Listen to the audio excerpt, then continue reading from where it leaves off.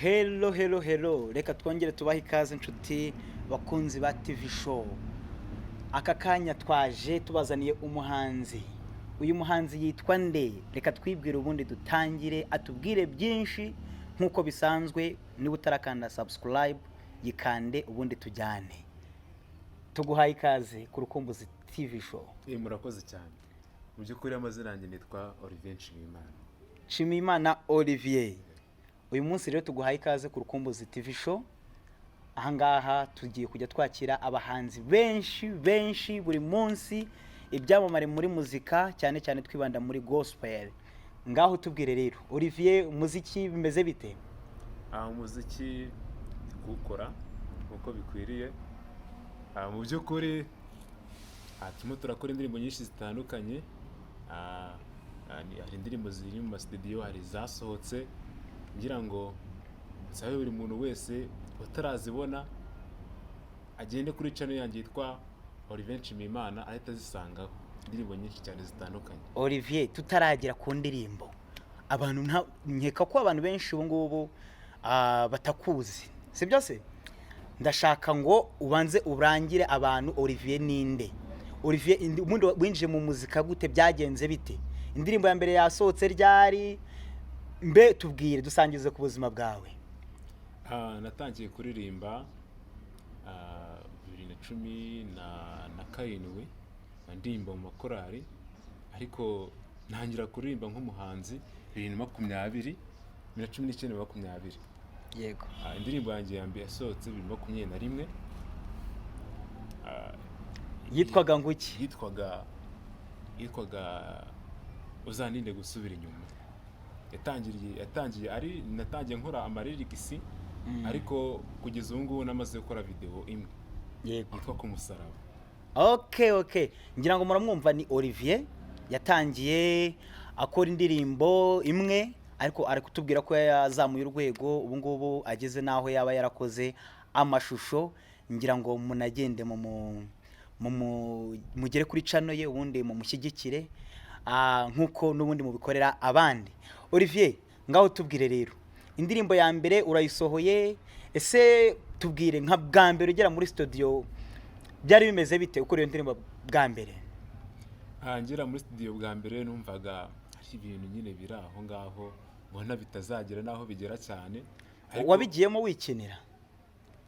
Nabigiyemo ntikinira, ariko ntafite icyizere cyane ko bizagera aho bigera. Yego. Ariko uko bwije nuko bukeye nuko ngera mpura n'abandi bantu banshyigikiye, mbona yuko hari icyizere yuko bizagenda neza, bitewe nuko ibihangano byanjye abantu barabikunda mu bigaragara. Yego. Aho nciye nkumva indirimbo bazangiye kuzicuranga, Yego. cyangwa umuntu wenda wumvise aho naririmbye akansaba indirimbo zanjye, bigaragaza yuko hari aho bizagera. Yego. Yego. Okay, urakoze cyane.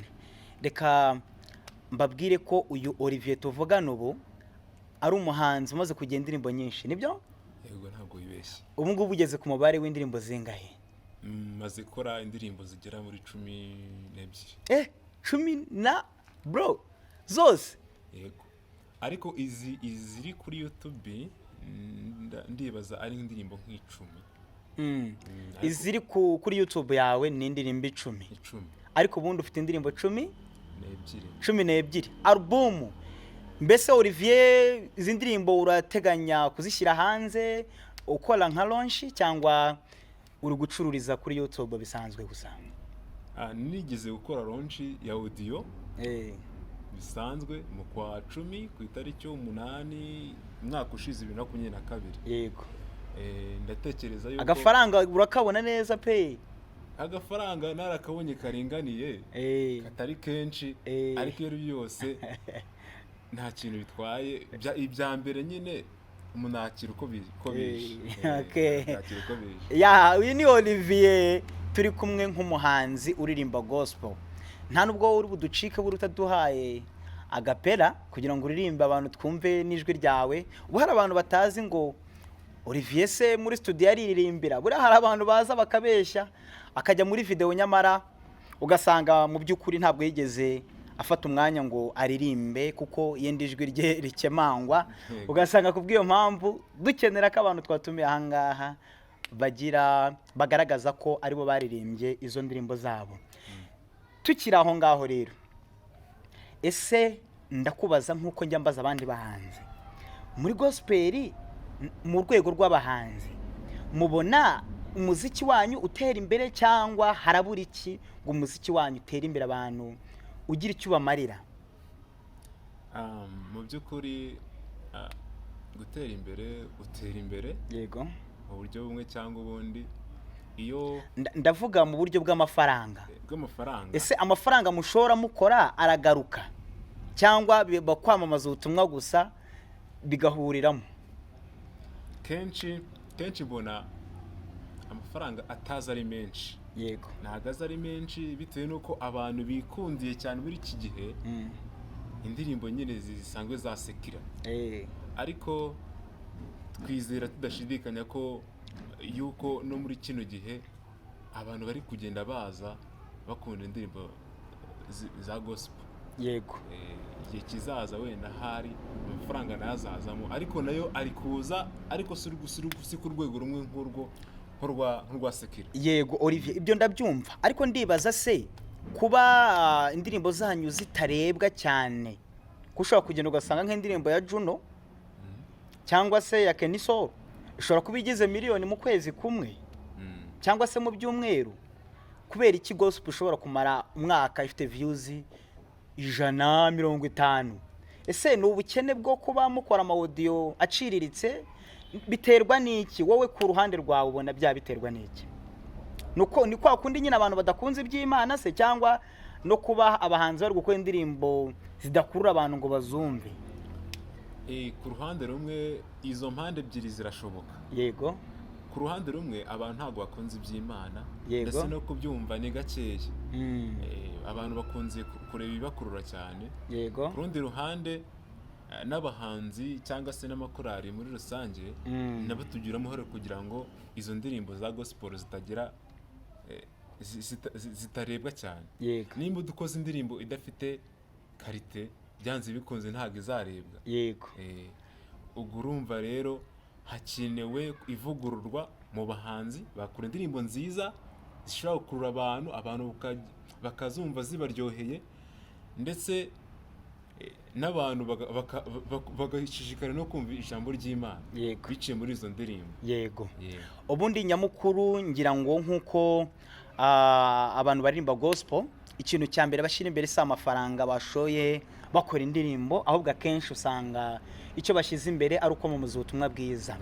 Ariko nanone bibaye byiza mukanashyigikirwa, ugasanga indirimbo zanyu zirarebwe, zigize n'umusaruro. Ndatekereza ko n'ubwo bushobozi bwaza, yenda niba washoye 200,000 ukabona inyungu, ugakora izindi n'ubwo butumwa nabwo mukabuvuga, ariko mwanabonye n'inyungu kuri byo.